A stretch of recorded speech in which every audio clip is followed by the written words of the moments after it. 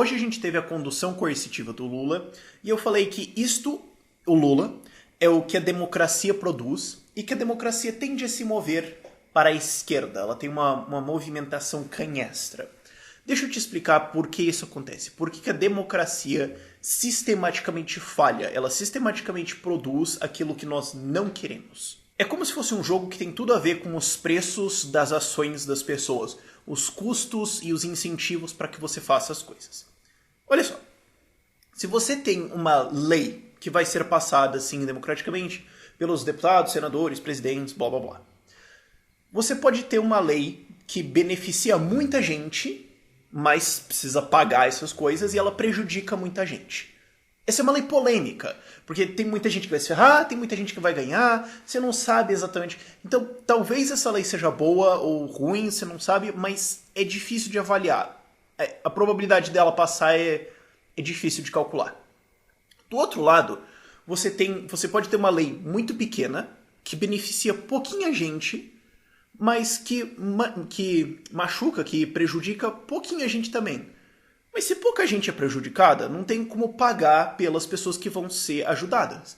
Então essas pessoas que vão ganhar, não vão ganhar muita coisa. Elas não têm um grande incentivo para ir lá encher o saco e pedir essa lei.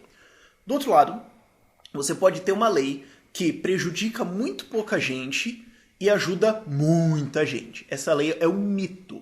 Porque como que funciona isso? Uma lei eu estou dizendo de maneira econômica, de maneira geral. Claro, você pode ter alguma lei como o desarmamento que prejudica muito pouca gente, nomeadamente os criminosos, e ajuda muito as pessoas. De maneira geral, nomeadamente as pessoas honestas. Mas isso eu estou falando mais no sentido econômico das coisas.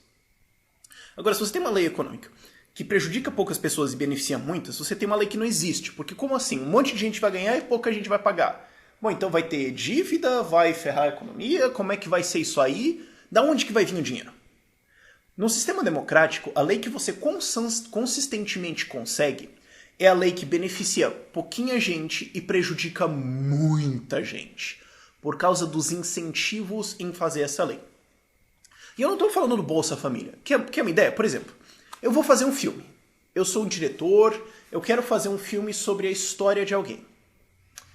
Esse filme vai custar, digamos, 200 milhões de reais. R$1 para cada pessoa no Brasil, olha só. E eu falo, eu queria fazer esse filme e eu vou lá pedir pro governo para eles me darem dinheiro para eu fazer esse filme. Por acaso esse filme é sobre um político. Digamos. Então eu tenho um enorme incentivo, 200 milhões de reais para mim, mesmo que eu ganhe, assim, na minha conta seja assim, 0,5% disso, eu tô ganhando R$1 milhão. Então já tá legal. Eu tenho um grande incentivo para ir lá para Brasília, encher o saco de ministro, encher o saco de secretário, deputado, senador, presidente, quem for. Porque eu vou ganhar muito dinheiro. Eu posso parar de trabalhar por um mês, gastar em passagem aérea, ir lá, levar os caras para jantar, posso fazer um monte de coisa. Porque eu vou ganhar muita coisa se eu conseguir o que eu quero. Então eu vou forçar isso muito. Agora você vai ser atacado. Você, se eu conseguir o que eu quero, você vai pagar esse filme. Só que você vai pagar R$1. Olha só o jogo. Se você fala, eu não gosto disso, eu não quero pagar esse real. Bom, então você vai ter que lutar contra o meu filme.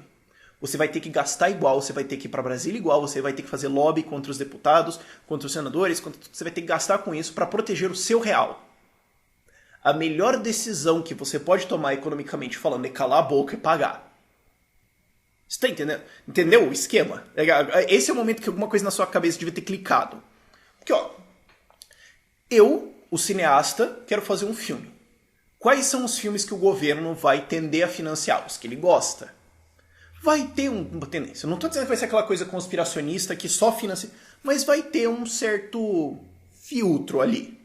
Todo mundo concorda. Mesmo que o cara não tente, ele vai ter aquele coisa um pouquinho assim, meio que de treino. Então, o governo vai conseguir os filmes que ele quer. Eu vou conseguir o meu dinheiro e você vai perder dinheiro. Só que não vale a pena para você se defender. É assim que funciona o interesse especial dentro da democracia. Digamos que eu sou o sindicato dos metalúrgicos e a gente tem uma crise na indústria agora. E eu quero um subsídio do governo para a indústria. Bom, aí você me fala, mas Rafael, isso vai ter que ser pago. Sim, mas as pessoas que vão pagar isso, vão pagar talvez nos produtos, talvez nos impostos, Vou pagar aí, digamos que seja 2 bilhões de reais. Isso dá pouco dinheiro. Isso dá 10 reais por cabeça. Vale a pena? É economicamente viável para você ir e lutar contra isso? Não. Você não vai fazer isso. E se você fizer, você vai ter prejuízo. Mas nós, o Sindicato dos Metalúrgicos, conseguimos esse benefício para a nossa indústria ao seu prejuízo. Por quê? Porque nós somos muito poucos e muito localizados. Então a gente pode ir, como no caso do cineasta, a gente pode ir para os políticos locais.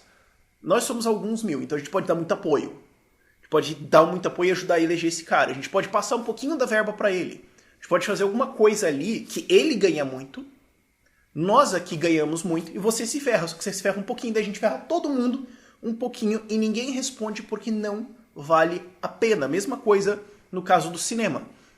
O que os políticos ganham em colaborar com isso?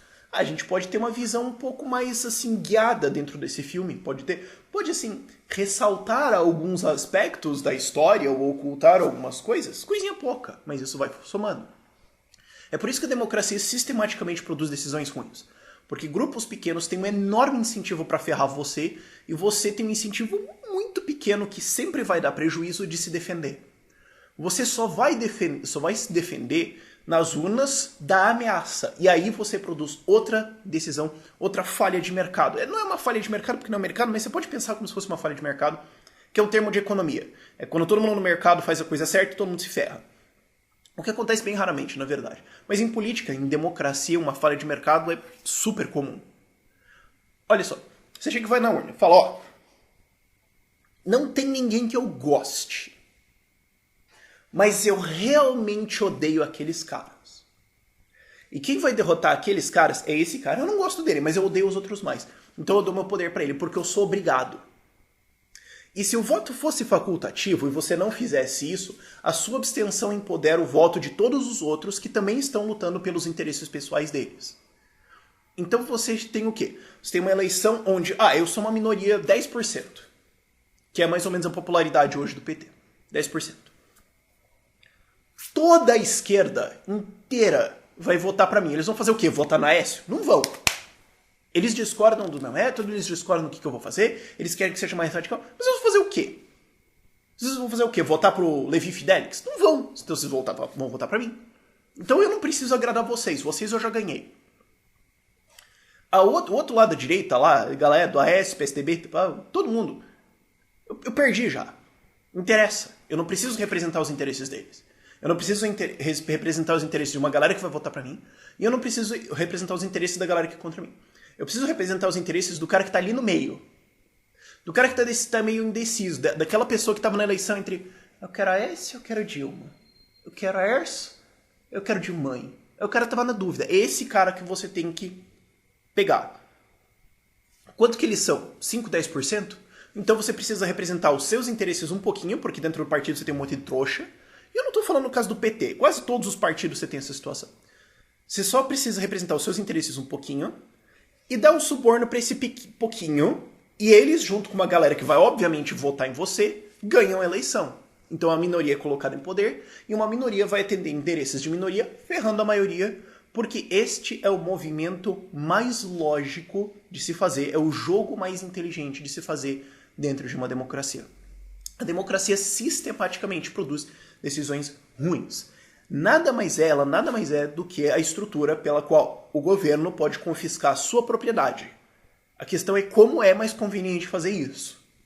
E a democracia força isso, força decisões de leis relativamente pequenas, mas que vão se somando. Você tem uma tarifinha aqui, um incentivo ali, um apoio à cultura ali, uma coisinha aqui. E aí o que acontece? Você trabalha que nem um cavalo para pagar imposto pro governo. E aí que você se ferra. É por isso que a democracia simplesmente vai falhar e não tem salvação para ela. Este sistema precisa mudar. Não adianta. É difícil encarar a realidade e é um pouco tabu criticar a democracia, mas a gente tem que começar a perceber que, peraí, por que a gente sistematicamente tem políticos semelhantes? Talvez às vezes mais caricatos ou talvez às vezes mais corruptos que o anterior. Mas por que a metodologia reaparece? Por que a corrupção reaparece? O que produz essa situação? O que produz populistas? O que leva a democracia sistematicamente para a esquerda, para o populismo? É a regra inerente da democracia. Enquanto a gente não abandonar isso, A gente só vai estar de novo nessa situação daqui 20, 30, 40 anos, de novo e de novo e de novo. Fazer o quê? Vamos aprender, gente. Tchau, tchau.